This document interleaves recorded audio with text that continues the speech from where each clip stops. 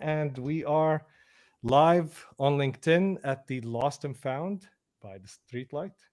And we are joined by Dylan.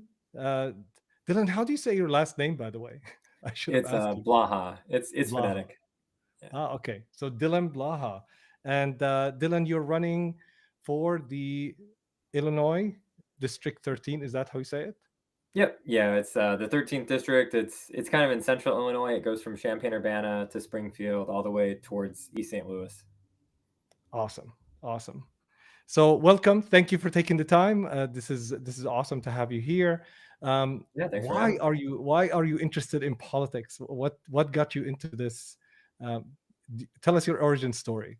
Yeah. I'm a 13-year U.S. Army veteran. I did 4 years of cancer research at the University of Illinois, and right now I'm in politics because I see a system that's broken and I want to help fix it. So I'm not running to be a typical politician.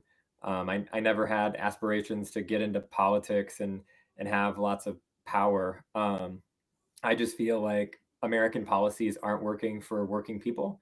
And so we need to do things like tax billionaires, actually build systems like Medicare for all, um, networks of affordable housing to help people who are really struggling right now. Mm. Now, it's very interesting you said that, which is you said you are in regards to power. Something seems to happen to some people when they are before they run, and Yeah. then after they run and get into positions of power. Why should and forgive me for being this direct, why No, should I appreciate anybody it. trust you but when you are in the position of power? Like right now, I saw some of your videos. I was honestly, as a person, just like, I really like you as a person. This is Oh, the thank first time I meet you, and you seemed likable, you seemed sincere, honest. How do I guarantee, as a I'm not an American, I'm not a voter in America, but how does the American voter guarantee that you're gonna stay the same after? you. I think a big part of it is being grassroots, right? Because I think a lot of people early on, they might have more progressive policies, but then they take that corporate PAC money, they take regular corporation money too, and it really like it leads you into this way that Democrats right now defend the status quo, and that is not what we want to see.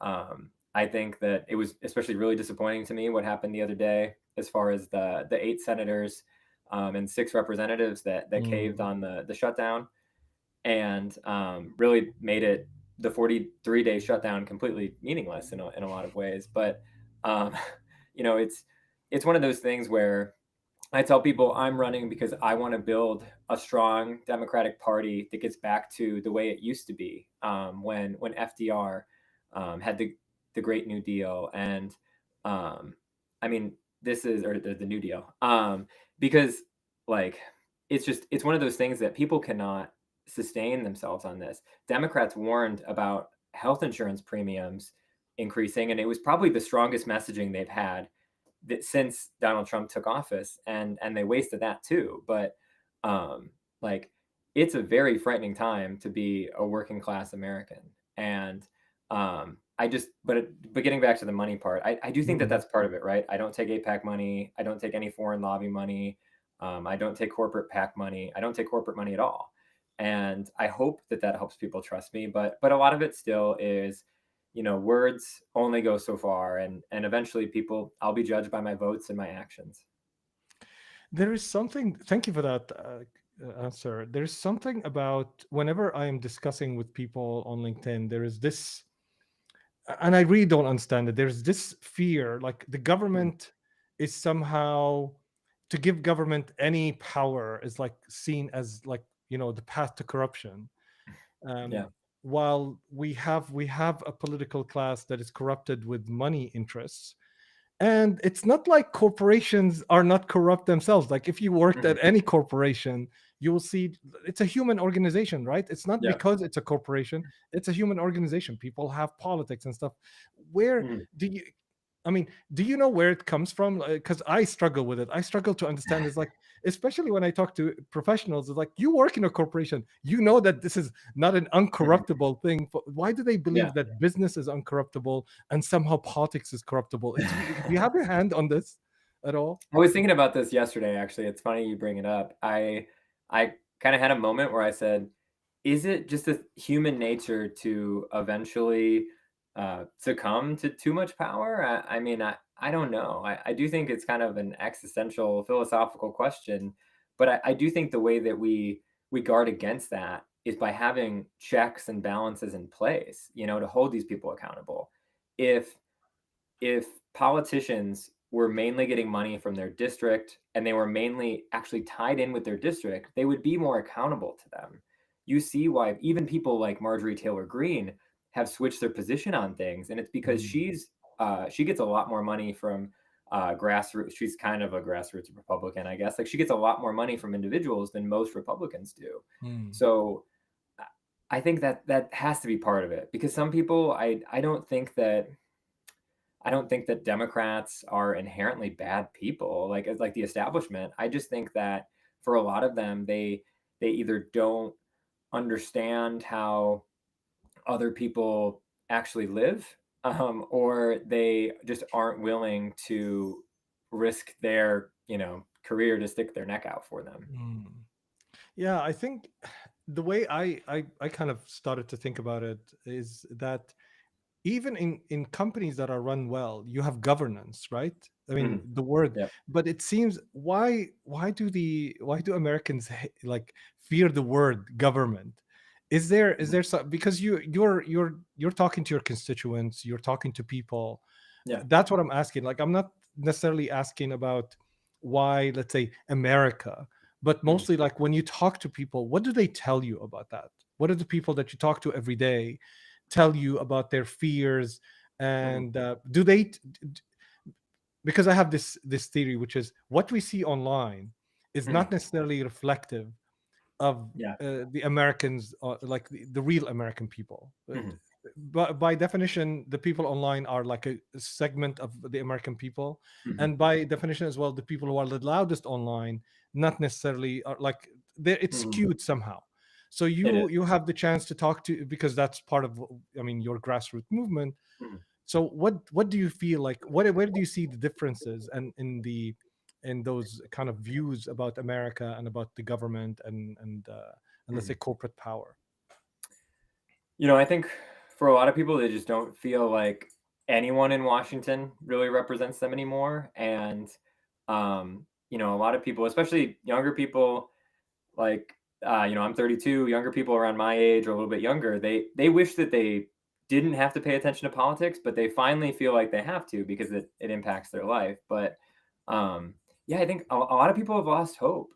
I mean, there's Mm, people who they and rightfully so, they don't know whether this two-party system can work for them, um and so I think for me, like it is just a question. Like they want to be able to have enough so that their kid can go to school and that their family can have health care. And so like they can actually enjoy their life. I mean, people want to be able to save up to have a vacation. And I think that's one of the things that I really try to message to people too is like, hey, more than anything, every working person, you know, you shouldn't have to worry about getting 2 or 3 jobs to pay your bills, like, mm, this it's too far gone, and so many people that I've spoken to that are able to find a job actually have, like, 3 jobs, even volunteers on my campaign just to pay their bills, and this is in Central Illinois. I mean, it's not even Chicago where, the rent is astronomical now. And how do you think people reconcile? You've been in the army.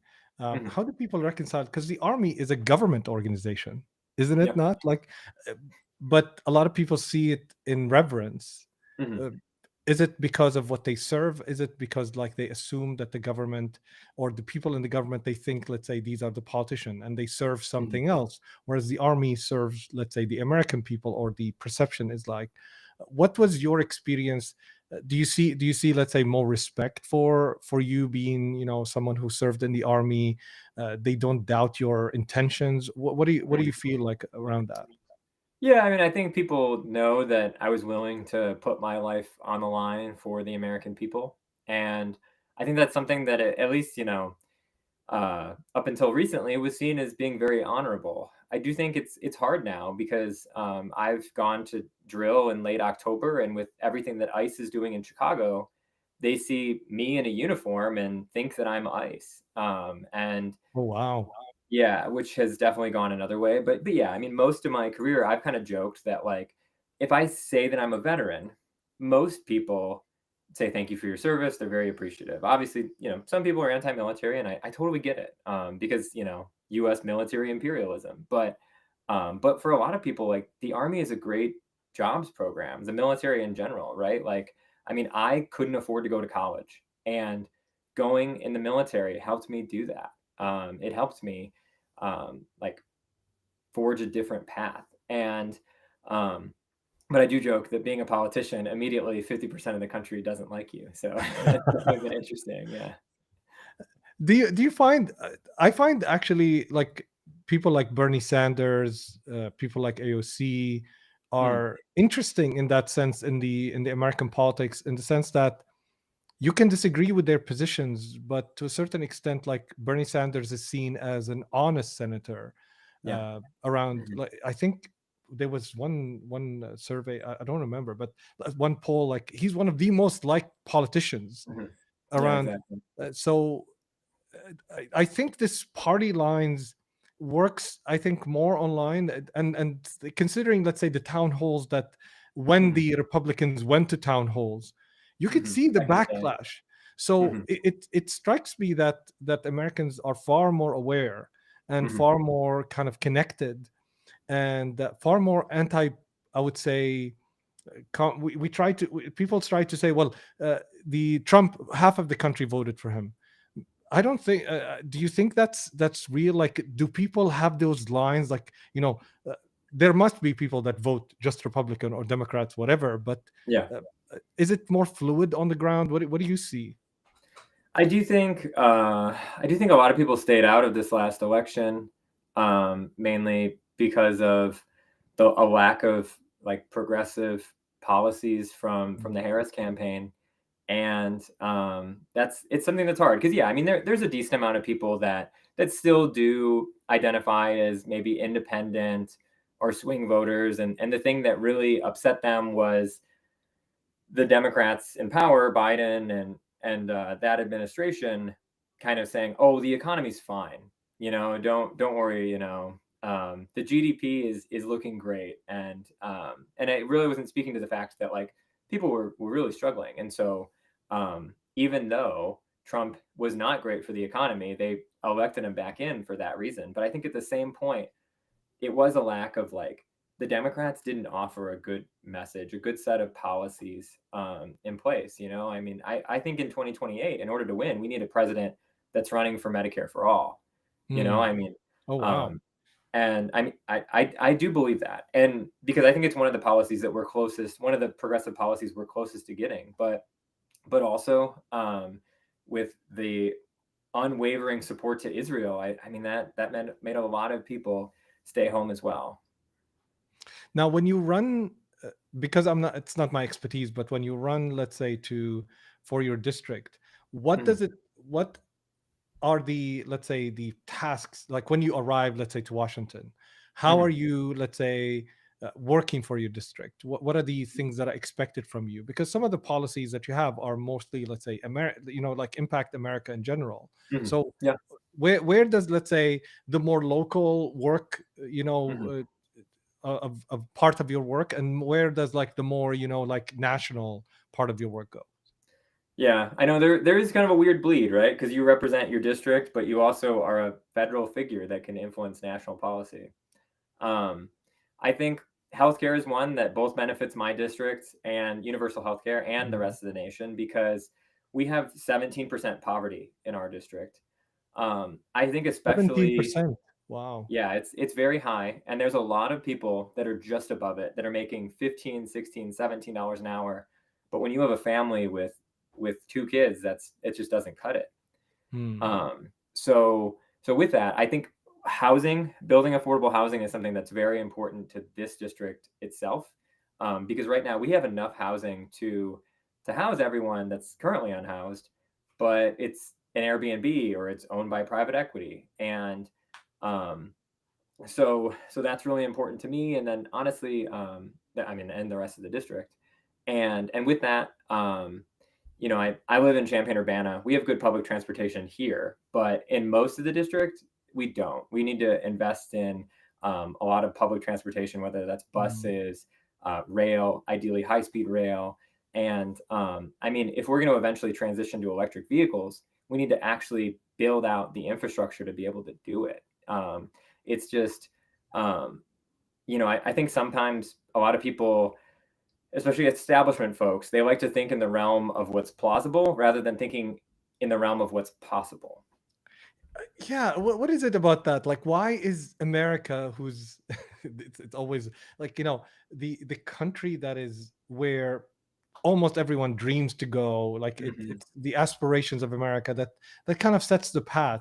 There's this disconnect between, you know we have to go, Yeah. you have to have the American dream, but somehow you, at the same time, it's like you have to be reasonable. We have to take small little steps, you know 4-year administration and one, let's say, bill, that comes in, Hmm. that incremental change.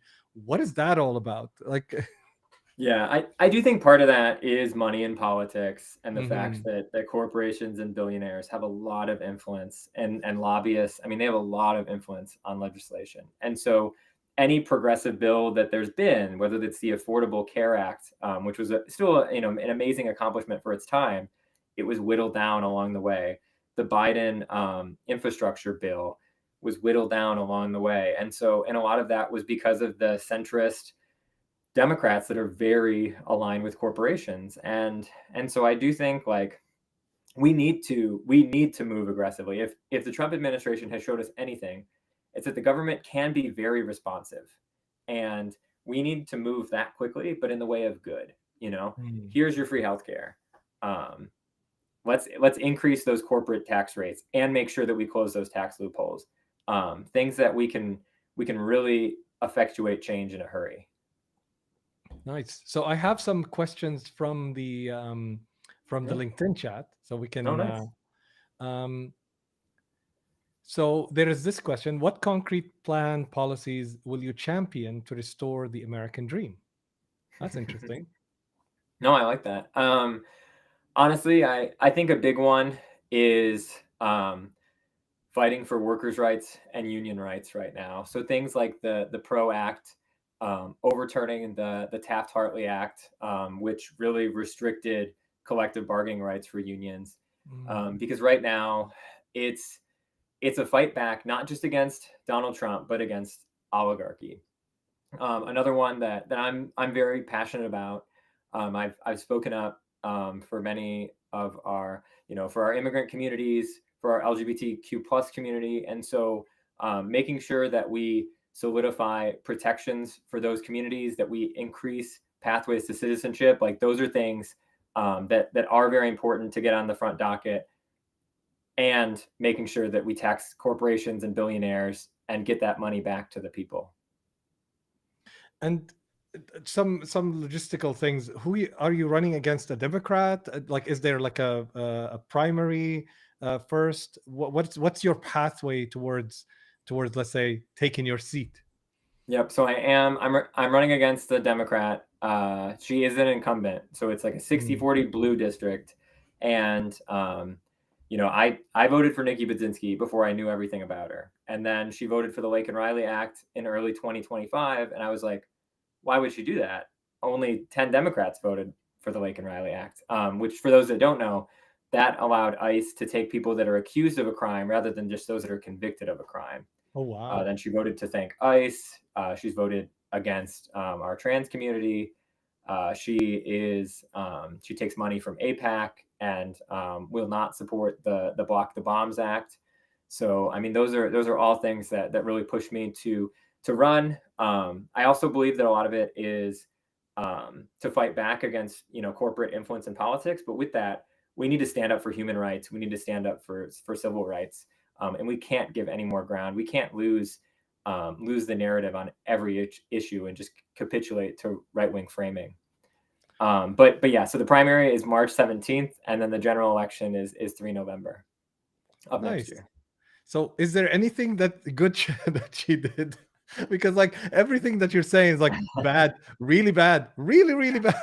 Oh my god. Yeah, I know. I mean, she's worked on the veterans and Mm, agriculture committees. I hear a lot that she's helped to bring mm, ag money back to the district. With that, I would just want to make sure that it's actually going to small farmers and not big ag. Because I feel like right now some of the policies that she supports, like biofuel and carbon capture, are not really good for the people. mm. So and I think it's one of those things like investing in clean energy, solar panels, and windmills is something that might be a higher cost investment up front, but it's worth it to invest in our future. Um, and That's what then she investment means, right? You invest right no, now exactly, because yeah. you reap it later. Yeah, that's Exactly. very And I true. mean, she's done some stuff for Veterans Affairs, you know, as far as making some temporary offices permanent. But yeah, Nikki is in terms of like most progressive, I think she's ranked 191st out of I don't even know how many Democrats are in the House, but probably around 191. Wow. And I looked the other day as far as like Democrats that align most with Donald Trump. She's among the top Whoa. Democrats that do. Okay, that's pretty horrendous. So, somebody said, "I saw that you have taken the oath of office. To me, that Mhm. shows commitment to our constitution. I am into credentials like that." Yeah, I saw this Jim Lord. I think I'm Mhm. connected with on LinkedIn, and I saw this oath of office, and I was fascinated. Like that's great Yeah. because for some reason I don't know where on the timeline did we is was it okay like I know people lie like all Mhm. everybody lies there's Yeah. Dr. House if you've seen it let's see Uh-huh. everybody lies right so but there's something like lying is something we're ashamed of like we try to hide the lie but Mhm. at some point we make now everybody makes promises and breaks them Yeah. willy-nilly they lie like to somebody's face like you just said this like a minute ago not like ages Yeah. ago not like something that you forgot. What is that about? Because for me like there is these I've learned Mhm. maybe I'll say I've learned all of my business ethics from business books that I read from American authors. Mhm. Like that's where I learned my ethics in business, the importance of trust, the importance of keeping a Yeah. promise, what branding is. Everything that is industry is built on is about that making that promise to your customer and delivering that value. Help me out here. Is there something I missed? And I'm not joking. Like, is there something I missed in that people are not in the street, and like just in uproar about this, about just this fact alone. Forget Mhm. about everything else. Just this fact Yeah. alone is driving me insane. What No. do you see? Yeah. What do you think?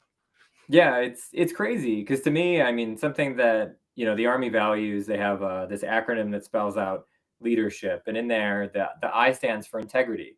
And I Mm, mean, that's something that like I've always taken to heart. And especially just the idea that like it is never it is never worth lying because it's always gonna it hurts you immediately and it might even hurt you more in the long run and it hurts other people as well. And so but I do think that and with the oath of office, one thing that Jim talked about is how politicians just talk to each other. They don't really care about the people anymore. And because they don't really feel accountable to them mm, because of the money in politics. And so, yeah, I mean, it's important to uphold those values. And I think like um, to get through this as Americans, we need to champion a new set of American values, one that is rooted in defending the human rights and civil rights of others, and taking care of each other. I think that's something that like you know the internet has done a lot of good for humanity, but it's also done a lot of bad. It's really destroyed communities over time, and so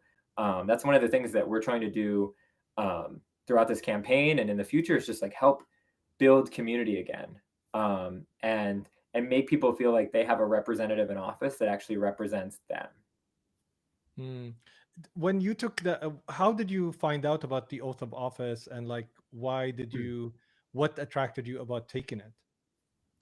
Well, I mean, they did reach out to me, but I mean, immediately when I saw it, I just thought this is awesome. I mean, Mm, because because it's not just about a commitment to uphold the Constitution, and what the government stands for, but to also defend humanity, and to be a leader that is invested in the people that you serve. And it was something that Jim told me, that they looked at a lot of politicians from the early 1900s and tried to see like who were the ones that you couldn't challenge them, and they were all Republican or Democrat.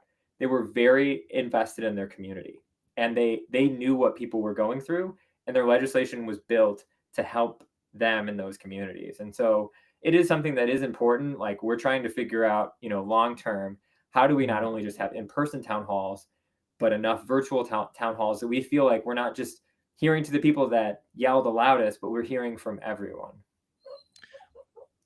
That's awesome. What do we say to that's great that you are one of these politicians, let's say, um, that is interested and invested in serving your district and your constituents, the people you represent. What do you say to those, let's say, Americans that are in districts where they don't have that connection with their politician? What can they do? Because I get the question all the time.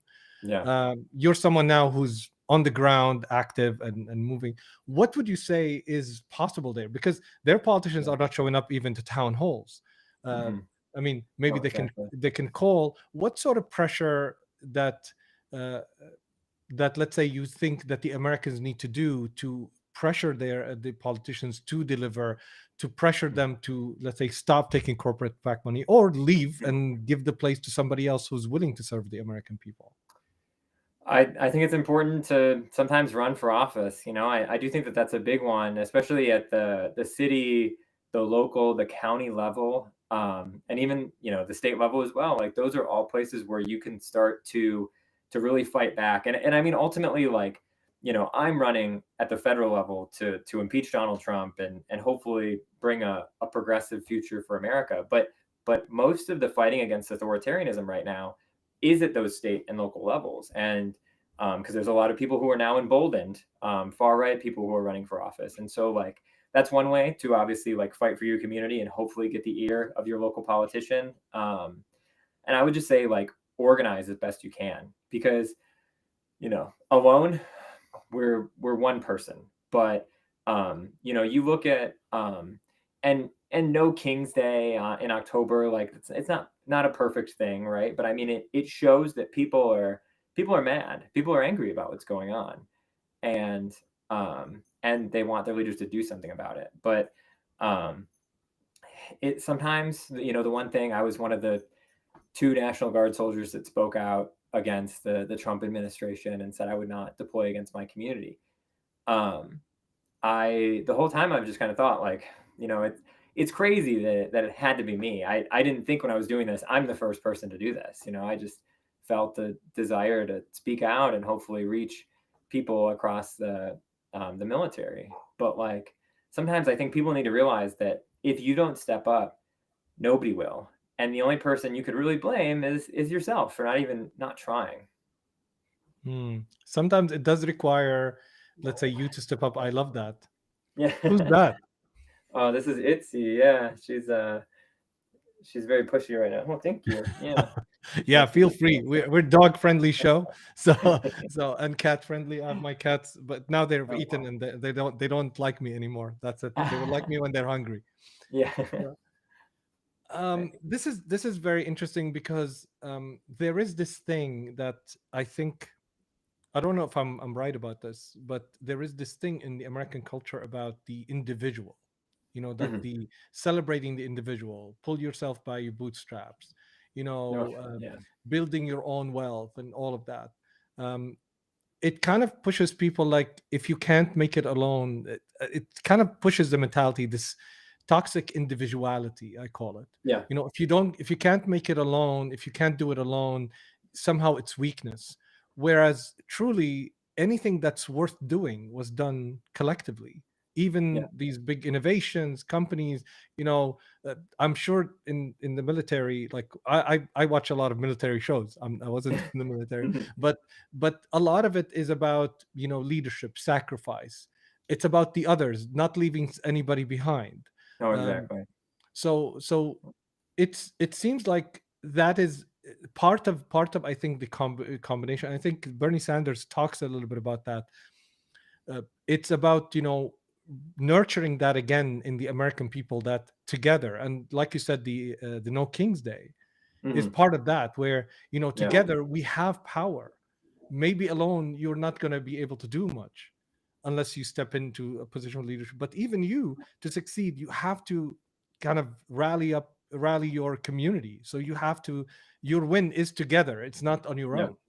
No, exactly. I mean, that's something that, like, because on the one hand, like you said, the whole pull yourself up by your bootstraps is hard. The one that always gets me is military service members who are against ending student debt because they signed up for the military. Why can't other people? And it's like only a small percentage of the population is eligible to join the military. You know, like Mm. you can't have any previous injuries for the most part. You have to be healthy. You have to, you know, have pass some intellectual tests along the way. So like, no, that's something that's always been frustrating to me. But no, I hope people are starting to catch on. Like that was the biggest thing with No King's Day is that I said, hey, this is mostly symbolic, but it is a good day to meet people, organize in your communities. If you're not already helping a family that's struggling, now is the time to start because there's people that can't afford food. There's people that are now, right now, choosing between healthcare and whether they're going to be able to afford groceries for their family. And so it's important for all of us to look out for each other. Yeah. um there is this might be strange question, but this is more for international audience. A lot of people Mm-hmm. unfortunately look at America and judge it by the people leading it. Mm-hmm. And it's not an unfair thing. They might say, Yeah. well, you voted for Trump, you know, like, um Yeah. but I have a different take. I think, like, you know, there, racism exists everywhere, there are bad people everywhere, but how, from, let's say, looking at your constituents and your district, I believe that the whoever's leading right now America doesn't represent America, and that's the big disconnect. Like, if it did Yeah. represent America and America really that bad, why we're fighting? But I Yeah. think the fight that you're fighting is for the true America. So what Mm-hmm. would you like people to know about, like, not, you know, the great things and what we know, the Constitution and freedom, Yeah. like, you know, this, the jingle stuff. What what are your district, like, the American people that you meet? Yeah. What are their aspirations? Who are they? Well, I mean, you look at I talk to Democrats locally, and they love America. You know, they're not anti-American. They just don't feel like President Trump represents their interests, right? I mean, and that is the hard part. Is like, I mean, some people identify with Stephen Miller's white nationalist agenda of what ICE is doing, but a lot of people don't. They just wanted a president who hopefully put more money in their pocket. And but so in our version of America, kids can go to school and get free lunch and not have to worry about um, getting a worse education because they grew up in a slightly more impoverished neighborhood. That everyone actually has an equal opportunity to succeed because America is not just for the wealthy. And I want people to feel like they can work at a job um, and actually get great wages and great benefits. I don't even like the word living wages because I would like them to do more than just live. I would like for people to enjoy their life. Mm. I lived in Germany for 3 years, and these are not things that are out of reach, you know, and I think it's funny because um people will decry, they'll say, "Oh, this is communism or this is socialism." And it's like we want enough social programs in America that when you fall down, just like everyone inevitably does, that you don't fall off a cliff, you bounce back up and you're able to keep going. And so I do hope that in our future America, like we will have strong communities, um, and we will just really be um, in a place where we're all taking care of each other and we feel like our representatives in Congress are invested in our future. Nice. So I got this question. Do you think that championing a third party would be more effective than enforcing principles of the primary parties? That's a question that always comes up. What are your thoughts? Yeah. So I think it really, unfortunately, depends on the state right now. It's really difficult. So in Illinois, for example, if I was to run as a independent or a Green Party candidate, I would need 16,000 good signatures, which means I would likely need to get way more than that. Whereas I only needed 957 to get on the ballot as a Democrat. So depending on the state, they make it really hard to try and establish a third party. I do think that in the future, I hope there's many parties. I mean, I think that we shouldn't just be beholden to these two ideas, especially when like the establishment right now on 80% of issues are uniparty. When it comes to foreign policy, both establishment Democrats and Yeah. Republicans start wars. They both believe that free trade is the the answer to everything, or the free market capitalism, and like they. So yeah, it would definitely be nice if we had more opinions in there, and that's why I've said like Democrats in general we need to be a pro peace party, we need to be a pro worker party, we need to stand for all the things that we say we are, but we don't necessarily do to the best extent. Hmm. What would you say to those people who are saying these all sound nice? Like I would love for it to be done, but I think doing it would, let's say, make us lose, competitiveness in America, or Mhm. they can come in from a different perspective. Like I worked hard to put my kids at the top school. Why should, Yeah. or live in this area? Why should everybody be the same and stuff like? I'm sure you Yeah. hear that all the time. Yeah. Um, I'm not saying that there are easy answers for this, but how do you Mhm. address these kind of voices or questions? I think it's important in America to acknowledge our history, and not as a way to punish ourselves, but as a way to plan for a better future.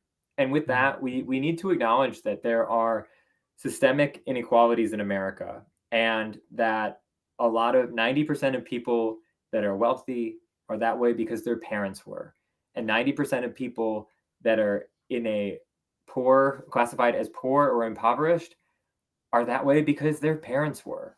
And and we just have to be honest that um, not everybody in America is receiving an equal opportunity right now.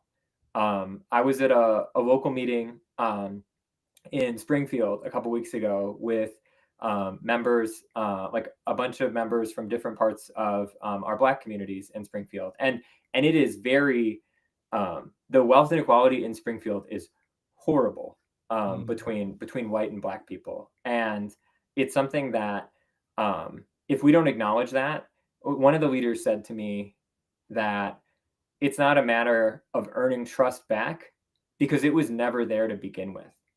And I think that was a really powerful statement as far as like, hey, we we have a lot that we need to repair, and it's not saying that I, Dylan, am a bad person. I can say, hey, the system is not working for everyone, and that's why it's important to fix it. But yeah, I know it's hard. yeah. Funny enough, like if you I think every study that I've seen, I mean, even corporations know this, that when you actually raise the working conditions, like even in companies, we used to know that, like having competition, not in the way that people understand competition. Yeah, Basically, if you grow the market, everybody benefits. yeah, So if exactly. if you're benefiting, like right now, if we look at, let's say, what they're doing, and I mean like the administration and the cronies Mm, around it, if you look at what they're doing, and they're getting money for them, but it's not sustainable. Like they're mm, gonna end up. I usually say that is that what's gonna end up happening is just like Trump failed, bankrupted six businesses. He's gonna bankrupt America, but he's gonna end up yeah, on top. Like he's gonna end up on top, but America's mhm, not gonna end up on top. So it's no, not sustainable what they're doing. And mm-mm, honestly, I don't know what you think about that, but like they've proven Yeah. somehow, because I come from that background, I can say that a lot of people Mhm. don't know this, but I built 22 companies. I worked Wow. with startups, and Mhm. I know how it works. There's a certain point where these people are completely operating against all the principles that got them there. Like Yeah. Mark Andreessen, the reason why he was able to build the browser that he built was Mhm. because of public money research. He started at Yeah. the university, and then he took that and he did it on his own. Like a lot of people don't know this, and I think Mhm. there is something missing in the conversation. There is a strength missing in the Democrats, and I don't Mhm. mean as Democrats as like as a pejorative. I mean like anybody who's on TV. There's a Yeah. strength missing of calling out things as they are. Like Yeah. Elon is dumb. I mean, Mhm. I mean, you might not be able to say that, but I like Yeah. some He a is. lot of the stuff he say are completely idiotic. Like I don't know how anybody would look at that person and say, "This is a smart person, a genius." Will take us, and he lies all the time. We should have been on Mars right now, um, building whatever. Like Yeah. that's what he said, as if Oh like my gosh. all of As if these we're people. close. Yeah. Yeah. So why is it? Do you think that there is no Democrat that comes in and say, that idiot? I mean, not necessarily, Yeah. but because the Republicans do it all the time. Fox Yeah. say all the horrible things. I'm not saying we go low to there, but at least we need to be Mhm. direct, honest, strong. What is missing there? And can we Mhm. expect you to be that? I mean, not Mhm. on my version, but whatever Yeah. version of strong is, like saying it as it is in a sense. Yeah. I mean, I hope people know that they can expect that from me. Ultimately, it's not enough to just call out corruption from Donald Trump because, yeah, obviously he is doing everything he can to enrich himself with the the Qatari One plane and his meme coin launch when he His first son is ran for 170 million dollars worth right yeah, now. Like, yeah, exactly. So obviously he's doing everything he can to enrich himself and his family, but that's not enough. And I think a lot of these Democrats, they think that there are these big good billionaires out there that are gonna help them in the long run. But ultimately, like we've seen that the corporations just align with whoever's in office because they want to make sure that they are able to operate without restriction, Mhm. that they are able to exploit their workers. There's a reason why it's so hard to immigrate into the United States and why we haven't reformed that. It's because it's easy to exploit that labor. I hate that it always comes down to money, but we need leaders in office that are able to say, hey, there is no way that these billionaires should have this much wealth and not be investing it back in this country. Just the fact that there's no cap on Social Security, or that there is a cap on Social Security at like 174,000, I think, or something like that. Mhm. Every dollar that Elon Musk makes over that threshold, he doesn't have to pay any fraction of it towards Social Security. That's not fair. I mean, there's just the rules are made for the rich, and so like we need to remake those rules so that they way it's fair for everyone. But like you said, it is important to note that if you give a dollar to a worker, that goes back in the economy. If you give a dollar to a billionaire, that goes into the stock market. And so, I mean, giving if everyone had free healthcare, free childcare, and free education, that will free up money that people will just invest it back in the economy. Like, I mean, which would still end up benefiting the billionaires in a way too. I mean, that's how it works. So, I mean, it's one of those things like, I mean, we need to start that cycle by actually making them contribute a fair amount. Yeah, 100%. I think when it comes to, let's say, when you push them to actually let's say pay more taxes, what ends up happening is they'll seek tax credits by investing in their business. Yeah. So everybody benefits because they're Yeah. investing in the business instead of taking that money and doing stock buybacks, which Hmm. is a completely useless Yeah. activity that doesn't Mhm. help anyone. Yep. Doesn't help the corporation, does help the CEOs, and of Hmm. course people who hold the stock, and that's about it. Yep. So you can benefit your workers, which will actually have more purchasing power, Yeah. that will purchase. And it strikes me that those people that supposedly want to teach us about the economy don't know that the economy, Yeah. velocity of money and circling money back into economy works better for Yeah. America. No, and it's tough. And I was a child. I was 15 during the 2008 housing crash in America.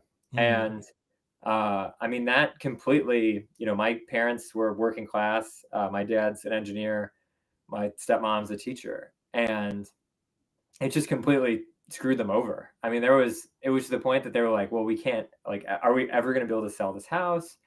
They were so underwater. And unfortunately, that was a lot of people. I mean, I've said that one of the things that really motivates me is that um, when I grew up, most of the conversations at the dinner table were about money, and they were stressful conversations. And so the thing that's always motivated me is that I always just wanted to have enough to where I didn't have to talk about money at the dinner table. And I want that same future for everyone. That's really good. So what are the nicest things that people said about you from your friends, and like from the constituents? Like, what did they like about you? What I mean, your when I see your work, I don't have a horse in the race, but I definitely wish the best for America. A lot of people ask me, Mhm. why do you interfere in America? Why do you care? I said, because if America is healthy, the world is Yeah, healthy. If you have good leadership, we have a better world. We have, I mean, yeah. the first thing that Donald Trump did is threaten Canada. Like, of course, I want a better leader Oh, in America, man. because our survival depends on a healthy Mhm. America.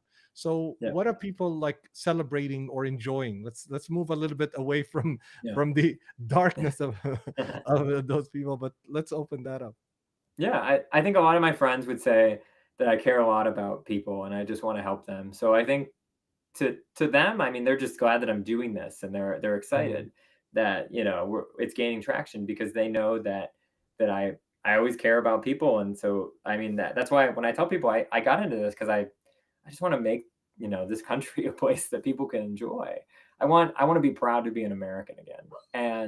Um and then on the other side of it, I think the thing that shocks a lot of people when they meet me is they just say, "Oh, he's just like a regular dude." He just seems like a guy. He's not a politician, and people will be shocked when if I answer their phone call or email them myself or meet them in person for a coffee. I mean, like, uh, my schedule is busy, but at the same point, like, I want to make sure that I prioritize meeting with people, and so like I've said since day one, like, hey, if you want to schedule a Zoom, if you want to grab a coffee, like let me know because if I'm not communicating with people in the district and listening to what they want, then I'm just kind of only talking to my phone on social media all day, and that only goes so far, you know. That's awesome. What do you, as someone who grew up in America, love the most about America? Like, for someone who grew up Mhm. in your upbringing, I saw America, like I went to New York, my favorite city, and I loved it. But Yeah, I'm an outsider. I yeah. saw only the museums and stuff like that. But you grew up like in, is it a rural area that it can be considered, or I what is so it? I grew up in the Chicago suburbs. So Hmm. I will say, like, I mean, I was close enough to the city, but it's not like I went a lot. And now, I mean, I've lived in Urbana, Champaign since 2013, and this I almost joke sometimes. It's like it's a college town. It's like a suburb in the middle of cornfields, and so there's a lot to do. It's a nice like international community. It's a very academic atmosphere, but like we still move at a little bit slower of a pace sometimes, I mean, I don't know, but the people I've never met nicer people in my life than in Champaign Urbana. And there's a lot of good community here. But what was the second part of your question? I can't Yeah, remember. what if for us outsiders, Mhm. what do you want? Let's say, because now people see a lot Yeah. of people who know Americans, Mhm. like know Americans, and Yeah. on a certain level, they might know, well, people are different than their leadership, just Mhm. like everywhere in the world. Yeah. But there is, because America is probably the most visible country, and it Yeah. has the media power to project, Mhm. and not everything's on, and everything's on the media, like Yeah. crime or whatever, or crime everywhere, and like guns and stuff like that. Yeah. But that's what would you like people through your eyes, how do you see America? Like, what's the America that you see every day? Yeah. Honestly, I see the humanity in it all. That, like you said, online we're so divided, but in person, regardless of what party you're from, I mean, there's a lot of people that will go out of their way to help each other. I've gone to, I've gone to a lot of protests, not even in the district, and then up in Chicago, like at Broadview, where ICE is doing a lot of their operations, and you see a lot of the same people there, and you start to become friends with these people that you never would have met if you didn't have a common interest in Mm, defending others. And so like the humanity of it all is something that shines through. When my parents were always Democrats, and but most of my extended family was Republican, and but like no matter what, one of the things that really just stuck by me was equal rights, and like how important it is that we fought for women's suffrage and labor rights back in the day. And so like I I want to make sure that we don't look back on America as a failed experiment. Like I want people, I want this to be a blip on the radar, and that we actually fought back against attacks on our Constitution and on our civil rights, and we overcame it. And that this was like the last hurdle, because obviously there was going to be a backlash after having a lot of successes since the civil rights movement, and we need to make sure that that's carried forward, and we don't lose everything that we fought for the last 100 years. that's awesome. Thank you. Since we have a few minutes left, I want to ask you: when you went to Chicago, did you see the frog and the unicorn? These radical leftists, wanted by the FBI. Did you come across them? Did you, talk to them? So we know that you're.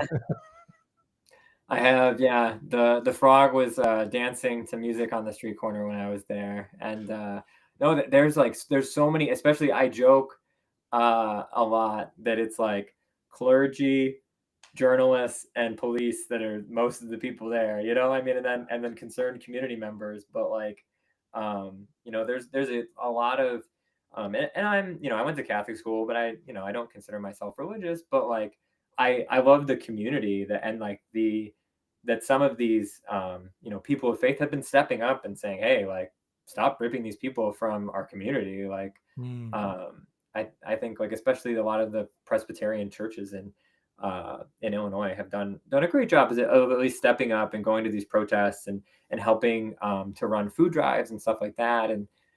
And so like I think no matter what, right now it's just yeah, I mean, we need to look out for each other. And I mean, one thing that I'm very concerned about in general, and it's why I appreciate what you're doing, is I've been concerned about the influence of corporate media on people, and just the fact that there's certain things that they will say, and certain things that they hmm, won't. And there's certain things with like Epstein, for example, that will be mainstream and that won't be said. Same thing with Israel Palestine. And so like I appreciate you doing what you're doing. I mean, places like Drop Site News, The Intercept, that are doing like great reporting right now, and people, if they haven't read those yet, they need to check them out. absolutely, absolutely. And those sick shirts that you wear. There's Yeah. one, I think. What are they like in some of the videos? Are they, because I didn't find them on the merch? Are they part of your merch, or they're like just personal choices? Because I Oh, I design shirts as well, so I noticed no, that. nice. Yeah, so I got some of them from a website called All Riot, which Hmm, is one that I wear. But yeah, some of them are on our website, cool. on the merch tab. But part of it was, honestly, I was wearing like a Chicago Bears shirt or something one day, and one of my volunteers said, "Hey, you might want to be careful about wearing like random apparel, because what if you go viral and then like something happens?" And yeah, I was like, "Oh, that's a good point." So I stopped. I tried to not wear branded stuff, and so I'm like, "No, that's a great way, just like wear Yeah. leftist shirts." Yeah, Good style, good style. yeah, So, Dylan, thank you very much for taking the time. It was a lot of fun. I yeah, wanted I wanted to be normal, human, not all of it, about politics, but about you, about the country, about the people mhm. that you interact with. So, I hope I really wish you all the best. I wish you like the best of success because you represent the people and you fight for them. Continue that fight. We I'm from my heart. I wish you the best because of that. Regardless of you being a Democrat or Republican, if you represent the people, if you're willing to stand for Mhm. them, you will have my voice, and you're always welcomed here on the show that I made up on LinkedIn because I want to reach out to professionals as well. No, that's If there's awesome. any last words, over to you, and we'll end it here. Yeah, if anyone wants to learn more about me or my campaign, you can check out my website at dylanforillinois.com, on Instagram and TikTok, even though TikTok is super censored these days. It's at Dylan Blaha for Congress. But no, thanks again for having me. Absolutely, my pleasure. And thank you everyone for being here. Join us again for I'm inviting a lot of the friends that I have on LinkedIn that are influential voices, and you'll see them here on the Lost and Found by the Streetlight with your host Hussein Hallak. And I'll stop it.